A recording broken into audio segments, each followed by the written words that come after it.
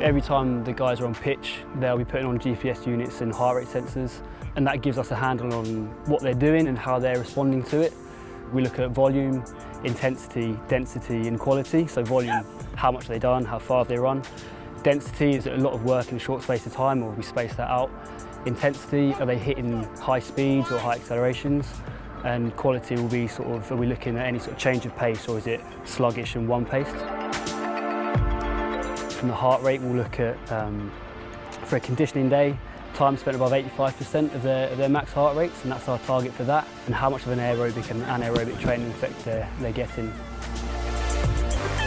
We're pushing the work they're doing, we're pushing the volume each week, so we should be seeing more time spent above 85, but at the same time the lads are getting fitter, so the work they have to do to get there also increases. The trouble with fitness is it doesn't make it easier, it just makes it harder to get those sort of high intensity minutes, which the lads are sort of finding at this stage.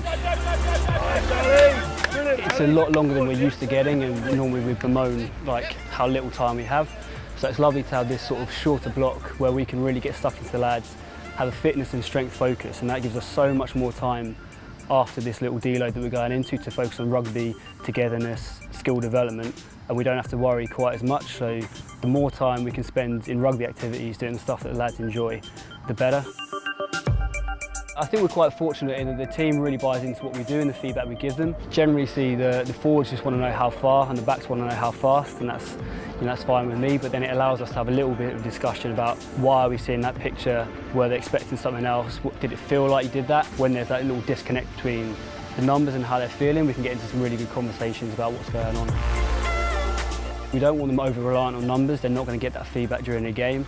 However, we want to make the most out of every session. There's no point getting to the end of the day and going, didn't look like you're putting in enough effort. If we can give them a nudge in the session, let them know that that maybe wasn't good enough, or in a more positive way, like that was a brilliant last game, keep it up. That really allows us to get the most out of every session.